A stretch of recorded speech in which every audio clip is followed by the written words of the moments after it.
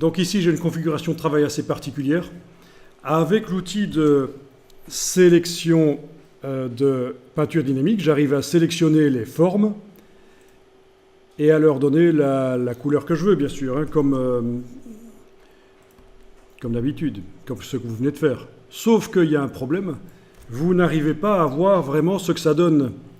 Là, quand vous mettez la couleur, vous avez ce tramage foireux qui est dessus et on n'arrive pas vraiment à voir ce que ça donne. Voilà, si je mets le bleu foncé ici, qu'est-ce que ça donne? J'arrive pas à le voir.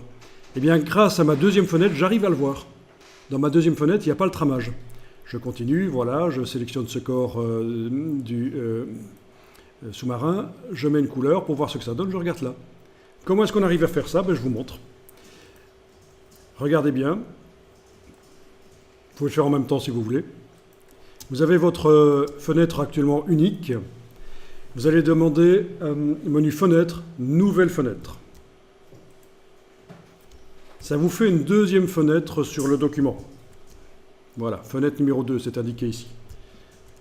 Et la fenêtre numéro 1, elle est là. Bon, pour l'instant, ça vous montre la même chose.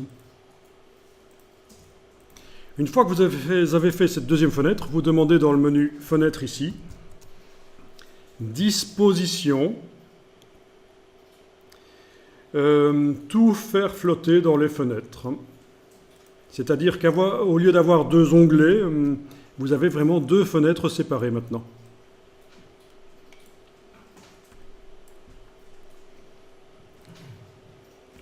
Une fois que vous avez ces deux fenêtres séparées, vous demandez menu fenêtre, disposition, mosaïque.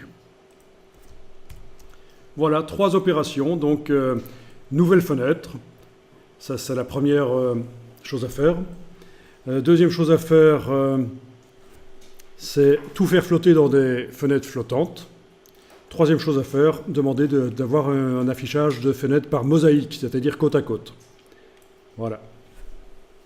Et alors l'astuce, maintenant, c'est que la fenêtre de droite, par exemple, je vais demander dans le menu affichage de masquer le contour de sélection.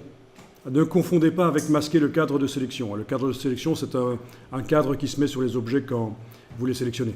Ici, c'est bien masquer le contour de sélection. Et voilà, malgré qu'avec l'outil de sélection peinture dynamique dans la fenêtre de gauche, ceci est clairement sélectionné, dans la fenêtre de droite, je ne vois pas que c'est sélectionné. Et vous pouvez travailler comme ça. Est-ce que ça a été pour faire vos deux fenêtres? Ou vous réessayerez plus tard peut-être? Vachement pratique ça, hein, ce système-là, quand même. C'est bien quand on a plusieurs écrans.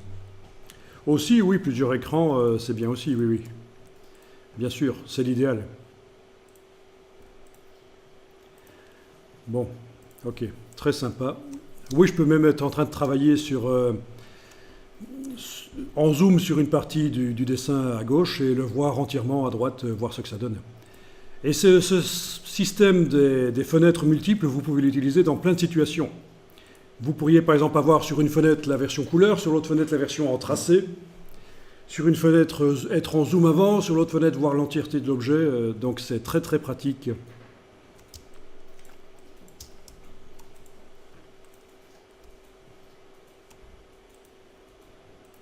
Ok, donc pour voir ce que ça donne, vraiment, c'est bien. J'enregistre le document. Alors, ce système de deux fenêtres ne s'enregistre pas. Hein. C'est-à-dire que si je ferme le document après l'avoir enregistré ici et que je le réouvre, je ne vais pas récupérer mes deux fenêtres. Il faudra que je redemande pour les avoir. Donc, j'enregistre une fois, je vais enregistrer une deuxième fois. Sécurité.